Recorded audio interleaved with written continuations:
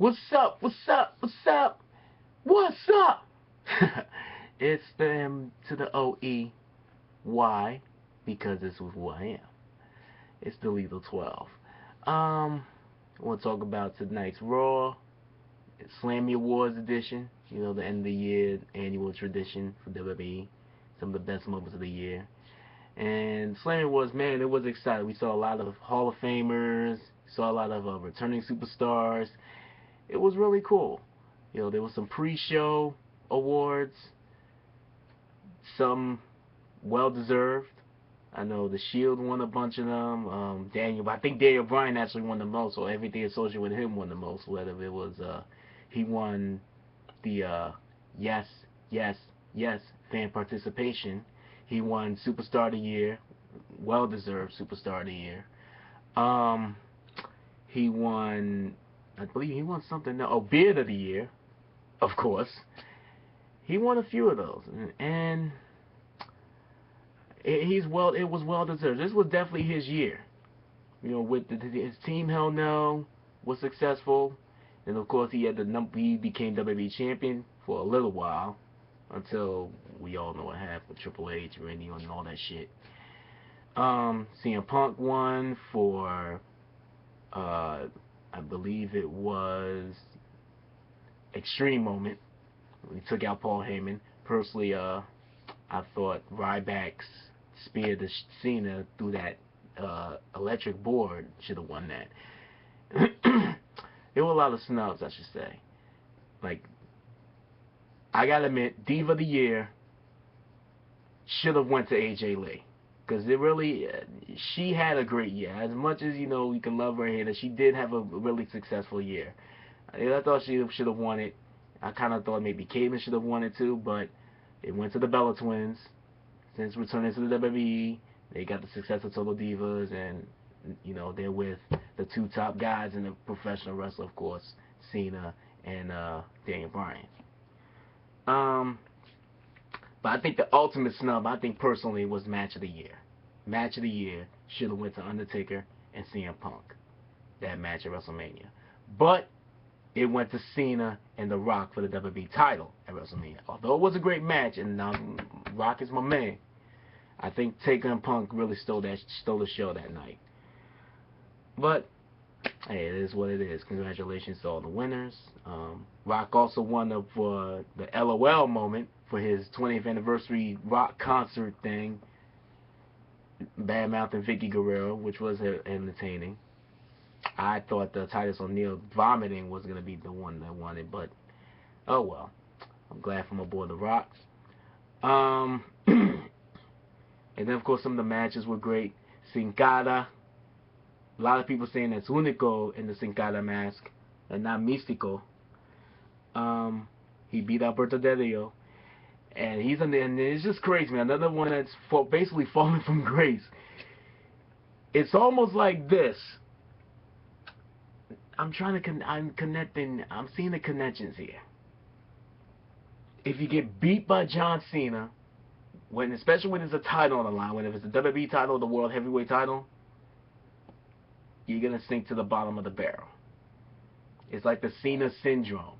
You go against Cena, and if you lose to him, you sink to the bottom, and you basically fall from grace. It's happened to Dolph Ziggler. It's happened to Alberto Del Rio. It's happened to Ryback. It's crazy, man.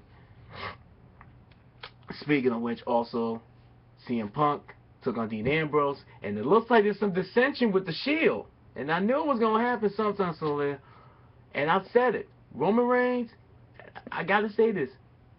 This Sunday, Roman Reigns has to be the hero of the Shield. If he doesn't get it together, if he doesn't pull it off for the Shield, I see the Shield going to end up splitting up and go their separate ways. And knowing how WWE is, and I've said this before, with knowing how the McMahon family are, when those guys split up, they're going to push Ambrose, even though I stayed, and I said this on Twitter, that Dean Ambrose is going to be the Beyonce of the Shield with no talent. Roman Reigns is the power. Seth Rollins is the athleticism of the group. Dean Ambrose, he's the unorthodox guy, but I personally don't think he has talent. I don't think he deserves to be a champion. But knowing how WWE is, they're probably gonna eventually make him the first one of the Shield to become a world champion. That's how they do things. We saw the return of Eve Torres, who presented like the Diva of the Year, who went to the Bella Twins. Still thought AJ should have won that. Saw a lot of Hall of Famers. Shawn Michaels presented the Superstar of the Year. He actually won a Slammy for the Double Cross of the Year, when he super kicked hit that sweet chin on Daniel Bryan to cost him the title in Hell in a Cell. And then he came back, had to present Daniel Bryan with the Superstar of the Year, which was definitely an awkward moment after what happened. What else? So the return of Bret the Hitman Hart, who did the match of the year, which went to Cena versus The Rock. Booker T was there. We saw Santino. The Shield actually presented an award. They won 2 awards. Saw some great matches. Some pretty good matches. But I think the most intense moment of the night had to be the end of the night. The Championship Ascension Ceremony. Try to say that 3 times fast. When they rose, took the World Heavyweight title and the WWE title, hung it up, rose it up to the sky, because that's how it's going to be this Sunday for the title, to become the undisputed champion of champions. And it was pretty intense, because they surrounding the ring, well, inside the ring, they had a lot of former champions, all that held the world title and or the WWE title. Guys like, some legends in there, like you had Bret in there, you had Shawn in there, you had guys like the Great Khali, Big Show, CM Punk, Daniel Bryan, Rey Mysterio, Dolph Ziggler, Christian, among the many, Booker T.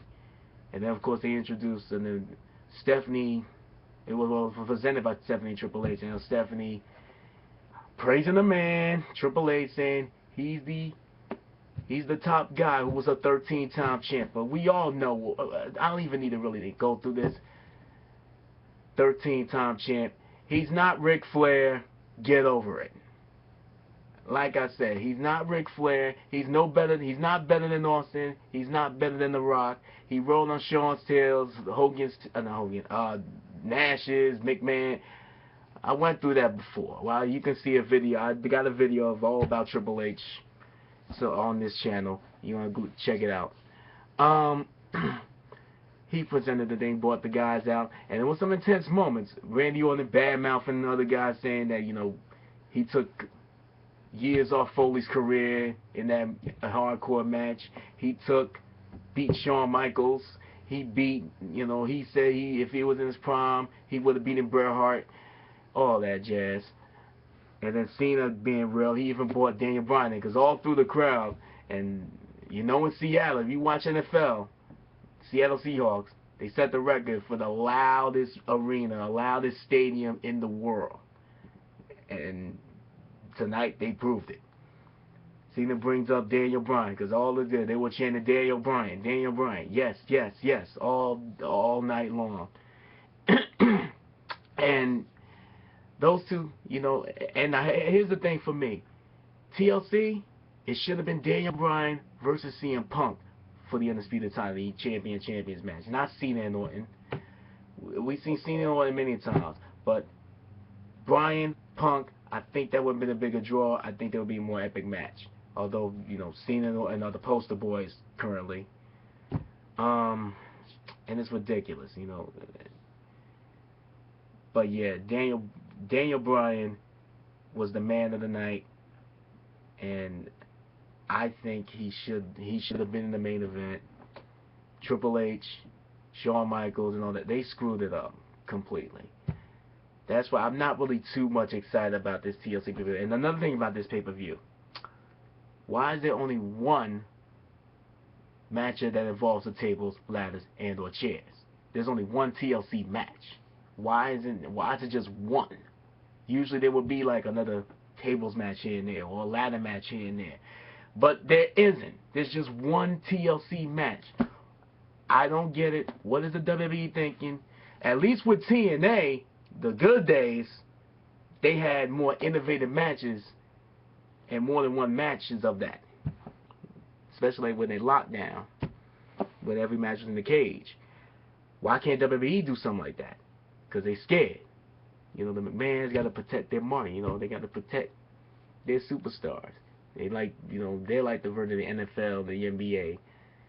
You know, they got to protect everybody. They don't protect their money. But like I said, the ending was so intense. Cena and Orton they shook hands, and then Orton got a cheap shot in, and a fight broke out. All the other superstars split up. Orton then shoved CM Punk. CM Punk wasn't happy. He goes after Orton. Triple H shoves CM Punk. CM Punk kicks Triple H in the head. Takes him down. And then Shawn hits a sweet chin on CM Punk. Daniel Bryan sees it. Knocks Shawn Michaels out with a knee. And then what happened after that? Orton went for an RKO on Bryan. Bryan shoves Orton and knocks down Stephanie. Laid her out for a while. Triple H checked on her, and he was so pissed off, he pedigreed Randy Orton. I'm glad Stephanie got hit. And then at the end, Orton was apologizing, and then standing in, he saw everybody helping out Stephanie. You know, overall, the match, I mean, the night was pretty cool. You know, Slammy Awards was entertaining. But I mean, as a fan, I just say this: WWE, I don't think you know what you're doing. What's best for business is shitty business. Bottom line. Triple H, Stephanie, this has just not been a good year, honestly. I mean, it's been an eventful year, just not a great year. I hope 2014 will be much, much better. Somebody needs to take out Stephanie and Triple H and even Vince and show what really is best for business. Because overall this year, ever since we all know the secrets now, since SummerSlam, it's just been like this. I've been hit by CM Punk. They put me to sleep. And that's the bottom line. That's all I got to say about that. Get it together. Peace.